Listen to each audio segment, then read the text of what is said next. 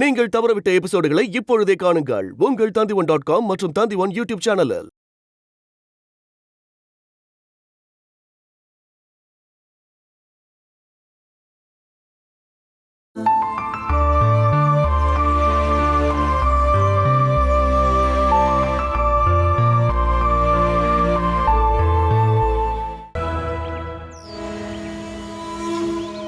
அம்பாட்டில் இருக்க கிழவி என் பிறப்பை கவலைப்படுத்திட்டா. எனக்கு டிஎன்ஏ டெஸ்ட் பண்ணி நான் அந்த குடும்பத்துல தான் பிறந்திருக்கான தெரிஞ்சுக்கப்புறம் தான் எனக்கு சொத்து கொடுத்தாலான்னு கேட்டாங்க. அதுக்குண்டான பதில நான் சொல்லியிருக்கணும். அந்த கிழவியோட முகத்தை பார்த்து ஒரு மிரட்டுனா சுபாஷினி அம்மா அப்படியே பயந்து போயிடுவாங்க. நான் ஏன் அந்த மாதிரி பண்ணாம விட்டேன்னு உனக்கு தெரியுமா? பாட்டியோட வயசுக்காகவா? அதெல்லாம் இல்ல, என்னோட மரியாதைக்காக தான். இங்க பாரு, அம்பாட்ட ஏதாவது ஒரு சீனை போட்டு நான் பாட்டு கிளம்பி வந்துட்டா அது இப்போதைக்கு எனக்கு கிடைச்ச வெற்றியா இருக்கலாம். அது போதாது, நான் நிரந்தரமா ஜெயிச்சுக்கிட்டே இருக்கணும். அதுக்கு சில விஷயத்துல பார்க்கல கேட்கலன்னு நடிக்க வேண்டியது இருக்கும். சித்தி தெனாவட்டா தான் இருக்காங்க போல. இந்துதான் அவ மகன்னு தெரிஞ்சதுக்கு அப்புறம் அம்மாவ மகளும் ரொம்ப தெனாவட்டா தான் இருக்காளுங்க. உன்னை அடிக்கிறாங்க, என்னை எதிர்த்து பேசுறாங்க. ஒரு அதிகாரி மாதிரி எல்லா முடிவையும் அவளே எடுத்துக்கிறா. அவளை கேட்கறதுக்கு சொல்றதுக்கு யாரும் இல்லல்ல. எல்லாத்துக்கும் நம்ம கூட இருந்த சுபத்ராத்தையும் அங்க தாவிட்டாங்க. அதுதான் நான் ஏற்கனவே சொன்னல்லம்மா. பார்வதி சொல்ற எல்லாத்தையுமே அறிவோம் ஹரி அப்படின்னு பார்வதியோட பக்தியா இப்ப சுபத்ரா மாறிட்டா. கிணத்துல குளிக்கணும்னு பார்வதி ஆசைப்பட்டா, ஒரே சமயத்துல அவளை 2 கிணத்துல குளிக்க வைப்பா. இப்ப ஃபைனல் டிசிஷன் என்ன? விஸ்வம் இப்ப டூர்ல இருக்கான். அந்த ஆளு வந்த உடனே எதுக்கு நாம போய் நேர்ல பார்க்கலாம். சொத்தெல்லாம் பார்வதிக்கு எழுதி கொடுத்துருவாங்க. ஐயோ அப்பா, அந்த முடிவை ஏற்கனவே எடுத்துட்டாங்கம்மா. விஸ்வநாதன் அங்கிள் வந்தாதானே? அவர் வராம விட்டுட்டா? வராம எப்படி இருப்பான்? அந்த ஆளை கடத்திட்டு போய் மறைச்சு வைக்க முடியுமா என்ன? இல்ல கொண்டு போட முடியுமா? நீ மனசை விட்டுறாத, நாம ஏதாவது ஒரு சொல்யூஷனை கண்டுபிடிக்கலாம். நான் கவலைப்படுறதுல எனக்கு பிரச்சனை இல்லப்பா. என் மனசுக்குள்ள நிறைய டார்கெட் இருக்கு. எத்தனை பேரை கொன்னாலும் சரி இந்த அபிராமி அதை அச்சீவ் பண்ணிருப்பா. இப்போ நமக்கு முன்னாடி 2 பிரச்சனைகள். 1, இந்துவுக்கு சொத்தை எழுதி கொடுக்கறத எப்படியாவது தடுக்கணும். 2வது, அருண் மாமாவையும் இந்துவையும் நிரந்தரமா பிரிக்கணும். சொத்து இல்லாம போய் அருண் மாமா ஒதுக்கி வச்சு அவர் ரோட்ல நடந்து போறதை என் கண்ணால பாக்கணும். இந்த மாதிரி ஒரு லட்சியத்தோட நீ வேலை பாருமா. இங்க பாரு, இந்த அப்பா அவனை கூடவே இருப்பேன்.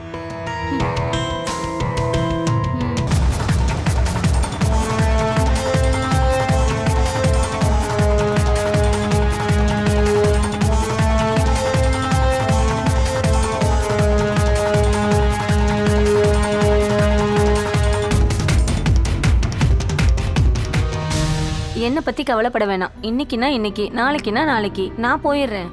ஒரு சின்ன பேக்ல அடுக்கி வைக்கிற துணி அளவுக்கு தான் என்கிட்ட இருக்கு. எனக்கான சாப்பாடு செஞ்சு கொடுத்துக்கிட்டு நீங்க இங்க தங்குறதுல உங்களுக்கு எதுவும் பிரச்சனை இருக்கா? இதைத்தான் நான் சொல்லிக்கிட்டு இருக்கேன். என்னை இருக்க சொன்னாலும் சரி, போக சொன்னாலும் சரி, நான் ரெடியா தான் இருக்கேன். ஐயோ சேச்சியம்மா, அப்படி இல்ல. ஒரு பக்கத்துல ஒரு பிரச்சனையை முடிச்சிட்டே வரும்போது இன்னொரு பக்கத்துல புது பிரச்சனை உருவாயிட்டு இருக்கு. இந்துவுக்கு அம்மா கிடைச்சிட்டாங்க, அதனால அவளை விட பார்வதி அம்மா தான் சந்தோஷப்படுவாங்க. ஆனா ஆனா அருணை வீட்டுக்கு வரக்கூடாதுன்னு சொல்றதெல்லாம்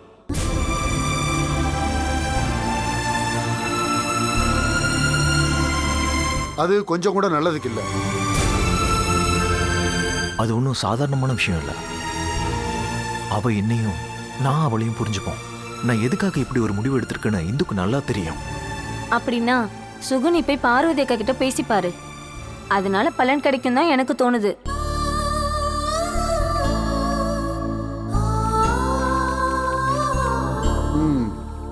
அவங்க மனசுல என்ன தோணுச்சோ அதை சொல்லிட்டு போயிட்டாங்க. அதுலயும் ஒரு நல்ல விஷயம் இருக்கு. நான் பார்வதி அம்மாவை போய் பார்க்க போறேன். வேண்டாம், அந்த விஷயம் காம்ப்ரமைஸ் பண்ணி முடிக்க வேண்டிய விஷயமே கிடையாது. அப்படி முடிக்கவே வேண்டாம். செத்து போனது வேற யாரும் இல்ல, இந்துவோட அப்பா தான் செத்துது. அதுக்காக தான் அத்தை என்ன சந்தேகப்பட்டாங்க. உண்மை என்னன்னு அத்தைக்கு தெரிய வரணும். அதுக்கு பிறகு என்ன அவங்க வந்து கூப்பிடணும். அதுக்கு பிறகுதான் நான் அத்தை வீட்டுக்கே போவேன். எனக்கு இந்த மாதிரி சூழ்நிலை ஏற்பட்டிருந்தாலும் நான் இதே முடிவை தான் எடுத்திருப்பேன். ஆனா இது என் பொண்ணு அவ புருஷனும் சம்பந்தப்பட்ட விஷயம். அதனால இதுல சமரசம் ஏற்படணும்னு ஒரு அப்பாவா என் மனசு ஆசைப்படுது. அதனால அருண், நீங்க எதுக்கு இன்னொரு தடவை யோசனை பண்ணுங்க. இங்க பாருங்க, நான் ஓப்பனா கேட்கிறேன்னு தப்பா நினைக்காதீங்க. நான் இந்த வீட்டில் தங்குறதால உங்களுக்கு எதுவும் பிரச்சனை இருக்கா என்ன? பிடிக்கலன்னா நீங்க சொல்லிடுங்க. அருண், அது எல்லாமே எல்லாம் தாண்டி போயிடுச்சுப்பா, புரியுதா? எல்லாமே போயிடுச்சு. மாமா,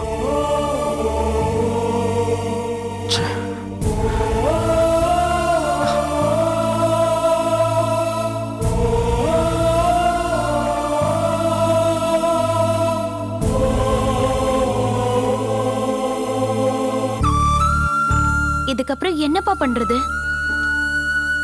அட்வைஸ் பண்ணியோ உபதேசம் பண்ணியோ அருணை இங்க கூட்டிட்டு வர முடியாது. அதுக்கான வயசு இல்லை அவருக்கு. அப்புறம் அருணோட சைட்ல இருந்து பார்க்கும்போது அவரையும் தப்பு சொல்ல முடியாது. பண்ணாத தப்புக்கு தண்டனை அனுபவிக்கணும்னு சொல்றது யாரால சகிச்சுக்க முடியும்?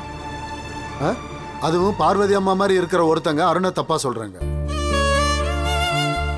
அருண் அவங்க பெத்த அம்மாவை விட அவங்க அத்தை மேலதானே ரொம்ப பாசமா இருந்தாரு. என் வீட்டுக்கார அம்மாவை பிரிஞ்சிருக்கிறதுனால நான் தான் கஷ்டப்பட்டுட்டு இருக்கேன். நான் நினைச்சது ஒண்ணு, ஆனா நடக்கிறது வேற ஒண்ணு. அம்மா என்ன கண்டுபிடிச்சு அவங்க மகளா ஏத்துக்கிட்டாங்க. என் மேல பாசத்தை கொட்டுறாங்க. ஆனா பக்கத்துல இருந்து அதை பார்த்து ரசிக்க அவரால முடியலையேப்பா. என்னால எப்படி சந்தோஷமாவும் சமாதானமாவும் இருக்க முடியும்? என் விதி ஆரம்பத்துல இருந்து இப்படிதான். ஒரு சந்தோஷம் வந்துச்சுன்னா அதுக்கு பின்னாடியே இன்னொரு துக்கம் வந்துகிட்டே இருக்கும். பார்வதி அம்மா கிட்ட பேசி எந்த பிரயோஜனமும் இல்லம்மா. நீ சொல்லியே இழகாத மனசு நான் போய் சொன்னா மட்டும் கேட்கவா போறாங்க? எல்லா பிரச்சனைக்கும் பரிகாரத்தை காட்டுறதே உன்னோட கடவுள் தாமா. அவரு கண்டிப்பா இதுக்கு ஒரு வழி வச்சிருப்பாரு.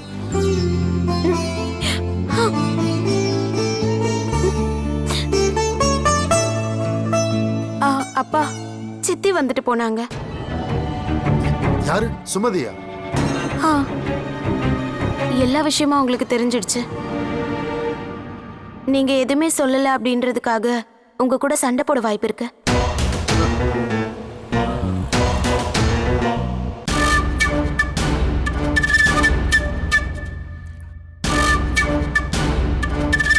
அண்ணே, சக்கரை கம்மியா ஒரு ஸ்ட்ராங் டீ.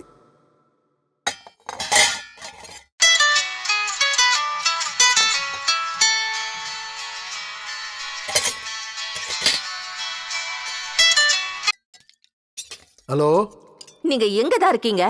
போன் போட்டா ரிங்கு போனா எடுக்கிறது இல்ல. அப்படி நீங்க எங்க தான் மறைஞ்சிருக்கீங்க? ஏய், ஏண்டி இப்படி எல்லாம் பேசிக்கிட்டு இருக்க? மறைஞ்சிருந்து வாழ்றதுக்கு நான் என்ன திருடனா? என்னோட சந்தேகமே அதுதான். பல விதத்துல திருடங்க இருக்கிறதா கேள்விப்பட்டிருக்கேன். ஆனா இப்படிப்பட்ட திருடனை இப்பதான் முறையா பாக்குறேன். அப்படி என்ன உங்ககிட்ட இந்த திருடன?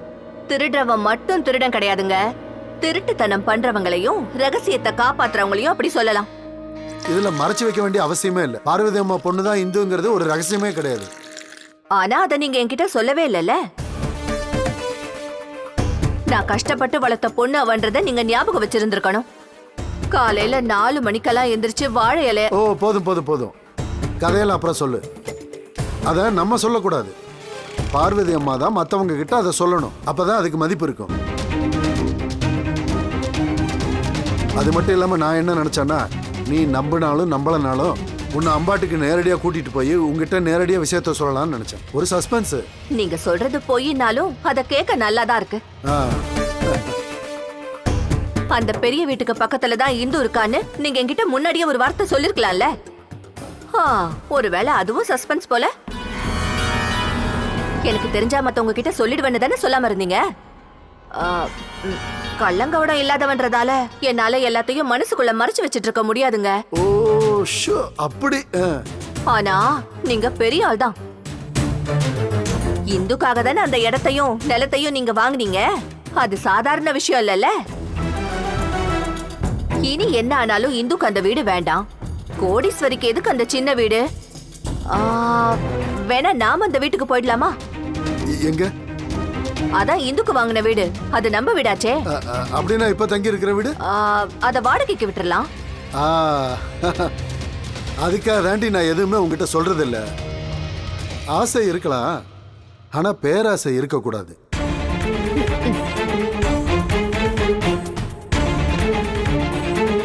குழந்தை கிடைக்கலங்கிற வருத்தத்துல இப்ப இருக்கா இந்து. இது கடையில இப்படி பேசாத. ம், நீ எனக்காக போய் சுடு தண்ணி போட்டு வை, அதுக்குள்ள நான் வந்துருவேன். வந்த உடனே நான் குளிக்கணும். கோடீஸ்வரி வளர்ப்பாப்பாவோட பில்டப். சுட சுட தண்ணி வச்சு அவர் தலையிலேயே ஊத்தணும். எப்படியாவது நாம அந்த வீட்டுக்கு கூடி போயே ஆகணும். இந்து. ம். என்ன சேச்சியம்மா டீ போட்டு கொண்டு வரீங்க? நான் என்ன விருந்துக்கா வந்திருக்கேன்? விருந்துக்கு வரவங்க மட்டும்தான் டீ குடிக்கணுமா என்ன சொல்லு? அட குடிமா. நான் கேட்டதுக்கு நீங்க இது வரைக்கும் பதில் சொல்லலையே. அதுக்கு இந்த அளவுக்கு யோசிக்க வேண்டியதே இல்லை. இந்து, நீ அம்பாட்டில் இருக்கிறனால அருணும் அங்கே தான் இருக்கணும். அதுதான் நல்லது. இங்கே இருக்கிற வேலையை நினச்சி கவலை வேணாம். இந்த வீட்டை நம்ம பூட்டி வச்சிடலாம். நான் எங்களோட வீட்டுக்கு போயிடுறேன். நான் சும்மா தான் சொன்னேன்.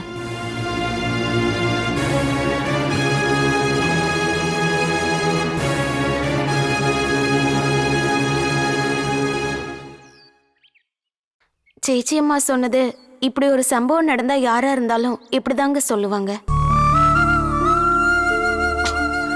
ஆனா நமக்கு முன்னாடி இருக்கிறது சாதாரணமான விஷயம் இல்ல. அதாவது என் முன்னாடி இருக்க விஷயம் உனக்கு சாதாரணமா தோணுச்சு அப்படின்னா அதுக்கான அர்த்தம் நாம ரெண்டு பேரும் ரெண்டு வகையில யோசனை பண்ணிட்டு இருக்கோம். என்னங்க இதெல்லாம்? நீ அத்தை வீட்டுல இருக்கிறதால நானும் அத்தை வீட்டுக்கு வரணும். அதான் சேச்சி அம்மா சொல்லிட்டு போறாங்க. பொண்டாட்டி இருக்கிற இடத்துல புருஷன் இருக்கணுமாங்கிற ஈகோலாம் எனக்கு இல்ல. அது அத்தையோட வீடு, அங்க அத்தை இருக்காங்க. அத்தைக்கு எனக்கு கொஞ்சம் கூட பிடிக்கல. அதுதான் பிரச்சனையே.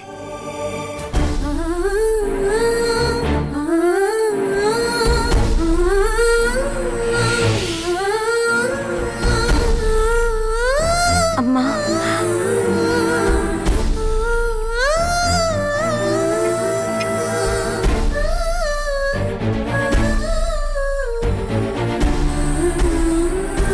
அம்மா, நான் என் வீட்டுக்கார பாக்குறதுக்காக. அதனால என்ன? நான் உன்னை பார்க்க கூடாதுன்னு சொல்லல.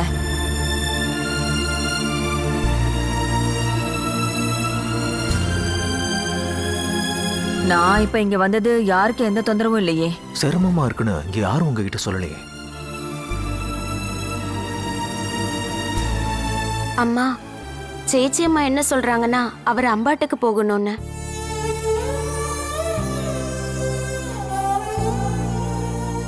இந்து என்னோட பொண்டாட்டி. நான் எங்க இருக்கணும் அங்கதான் என் பொண்டாட்டியும் இருக்கணும்னு நான் சொன்னேன்னா அதை யாராலையும் எதுக்க முடியாது. ஆனா நான் அப்படி சொல்ல மாட்டேன். காரணம், இவ மனசுக்குள்ள என்ன இருக்குன்னு எனக்கு நல்லா தெரியும். காரணம், அது ஒரு கஷ்டமான சூழ்நிலை. இந்துக்கு அது நல்லாவே தெரியும். என்னங்க? உன்னுடைய சந்தோஷத்துக்காக ரொம்ப நாள் காத்துட்டு இருந்தல, அதை நீ இப்ப அனுபவிச்சுட்டு இருக்க. அதே சமயம் அந்த சந்தோஷத்துக்கு மறுபக்கம் அதுக்கு ஈக்குவலா ஒரு துக்கமும் இருக்கு. நம்ம கண்மணி காணாம போனது. அந்த சங்கடத்துல இருந்து கொஞ்சமாவது ஆசுவாசம் அத்தை கிட்ட இருந்தும் உனக்கு கிடைச்சதுன்னா அதை என்னைக்கு நான் தடுக்கவே மாட்டேன்.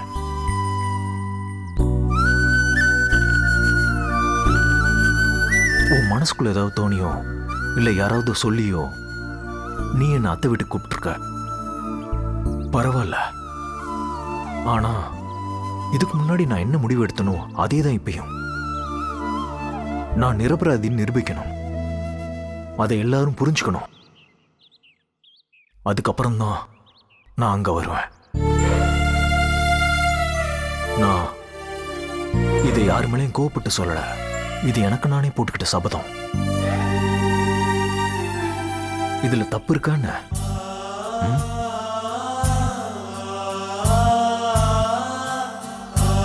இதுல தப்பு எதுவும் இருக்கா?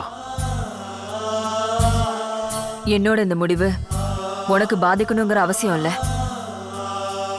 நான் எவ்வளவு நஷ்டப்பட்டேங்கிறது எனக்கு மட்டும்தான் தெரியுங்கிறது நான் சொல்லாமலே உனக்கு தெரியும்ல அருண். அம்மா, இவரு நீ இப்ப வீட்டுக்கு வரியா இல்லையா? நீ வா.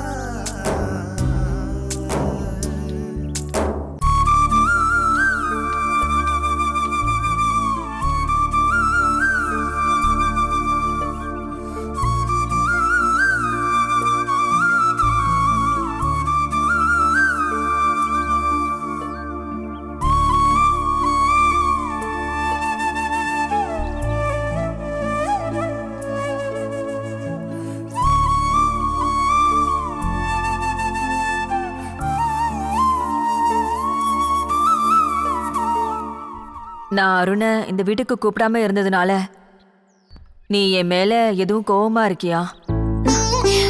என்னம்மா இப்படியெல்லாம் கேக்குறீங்க? ஒருவேளை நான் அவனை மன்னிச்சிருந்தா அவன் நம்ம வீட்டுக்கு வருவான்னு நீ நினைச்சிட்டு இருந்தியா?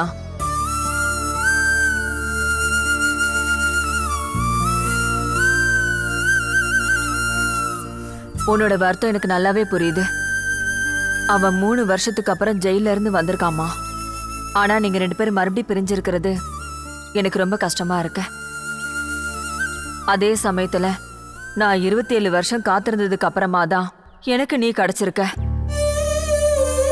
அதுக்கு முன்னாடி நம்ம ஒன்னாதான் இருந்திருக்கோம். அப்ப நீதான் என் பொண்ணுன்னு தெரியாது, இப்பதானே தெரிஞ்சது. நான் சந்தோஷப்படும் போது நெஞ்சில தீ எறிகிற மாதிரி ஒரு வலி என் மனசுக்குள்ள வருது. அது ஜேபி இறந்து போயிட்டாருங்கிறதா. பொண்ணை என்கிட்ட ஒப்படைக்கிறேன்னு ஜேபி சொல்லிட்டு போனாருமா. என்னால அதை மறக்கவும் முடியல, மன்னிக்கவும் முடியல. அப்பாவோட இறப்பு கார் ஆக்சிடென்ட்ல நடந்தது. அந்த ஆக்சிடென்ட்ல சம்பந்தப்படுத்தி நீங்க அவரை சந்தேகப்படுறது தேவையில்லாத விஷயம். அப்படின்னா அருண் ஏன் இன்னும் நிரபராதின்னு ப்ரூவ் பண்ணாம இருக்கான்? இல்லாத ஒரு விஷயத்த அவரால் எப்படி ப்ரூவ் பண்ண முடியும்? ஆனா அவர் நிரபராதின்னு கண்டிப்பா நீங்க ஒரு நாள் புரிஞ்சுப்பீங்க. நான் கும்பிடுற கடவுள் அதுக்கான வழியை ஏற்படுத்துவாரு. எனக்கு அந்த முழு நம்பிக்கை இருக்கு.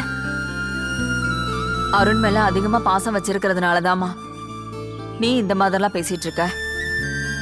பொண்டாட்டினா இப்படிதான் இருக்கணும். ஆனா ஏன் மனசுல இருக்கிற வழியை நீ புரிஞ்சுக்கணும்.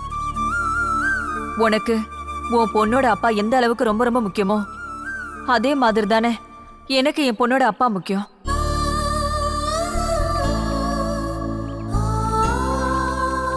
நீ உள்ள வாமா.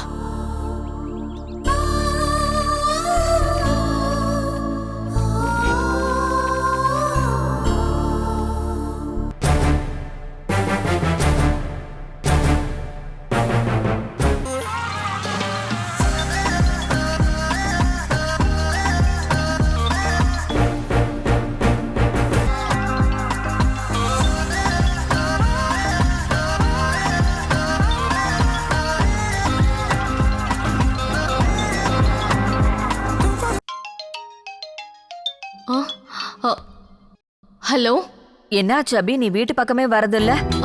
அது எனக்கு வீட்ல கொஞ்சம் வேலை இருக்கு சித்தி. வேலை எல்லாத்தையும் பண்ணி முடிச்சிட்டியா? ஆ, ஆ.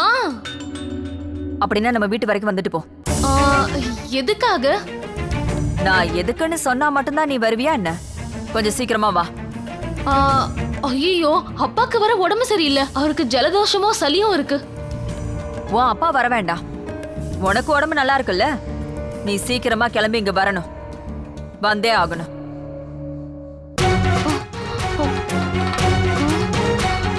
எதுக்கா இருக்கும்? ஒருவேளை நான் தான் தண்ணிக்குள்ள போனை போட்டேன்னு இந்து சித்தி கிட்ட சொல்லிருப்பாளோ? அதை கேட்க தான் கூப்பிடுறாங்களோ? ச்சே. இல்ல இருக்காது. அப்படி இருந்தா இப்ப கால் பண்ணப்பவே கேட்டிருப்பாங்களே. இதுக்கு முன்னாடி அருண் இங்க இருந்தப்போ அபிராமி வீட்டை விட்டு வெளியில போனதே இல்ல. எப்ப பார்த்தாலும் இந்த வீட்டை சுத்தி சுத்தி தான் வந்துட்டு இருப்பா. அவளை இங்க வாமான்னு கூப்பிட்டப்போ என்ன பேச்சு பேசுறா? நீங்க எதுக்குமா அவளை வர சொன்னீங்க? ஒரு விஷயம் இருக்கு. அருணையும் உன்னையும் பிரிச்சு வைக்கிறதுக்கு அபி எதுவும் முயற்சி பண்றாளோன்னு எனக்கு சந்தேகமா இருக்கு. அவன் இந்த வீட்டுக்கு வர்றதுக்கு தயங்குறதுக்கான காரணம் ஒருவேளை அதா கூட இருக்கலாம்ல. அப்படிலாம் இல்லம்மா. அபிராமி என்ன சொன்னாலும் என் வீட்டுக்காரர் கேட்க மாட்டாரு. மனுஷங்களுக்கு ஒரு பிரச்சனை இருக்குமா? ஒரே விஷயத்த பல தடவை சொல்லும்போது அதுல ஏதோ ஒரு உண்மை இருக்குன்னு கேக்குற ஆளுக்கு கண்டிப்பா தெரியும். நல்ல விஷயங்களை சொல்லி புரிய வைக்கிறதானேமா கஷ்டம். என்ன இருந்தாலும் அருணுக்கும் உனக்கும் இடையில அவ எப்பவுமே ஒரு பிரச்சனை தான்.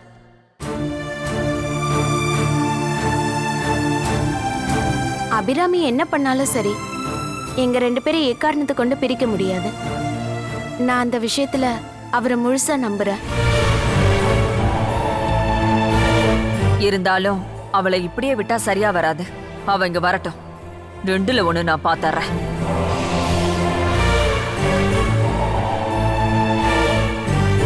எனக்கு அந்த விஷயத்துல கொஞ்சம் கூட உடன்பாடு இல்லை.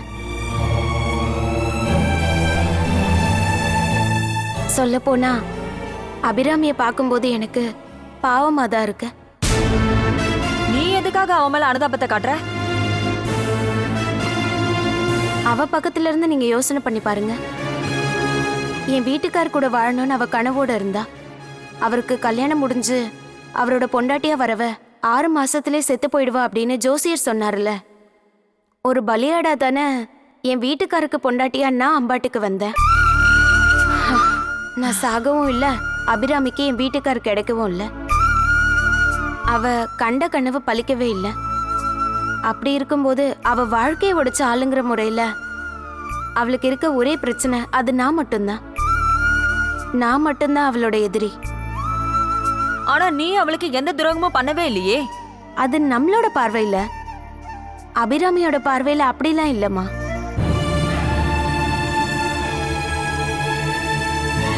அவளுக்கு தேவையான முக்கியமான ஒண்ண, விலை மதிக்க முடியாத ஒண்ண நான் தட்டி பறிச்சுக்கிட்டேன். என் வீட்டுக்கார.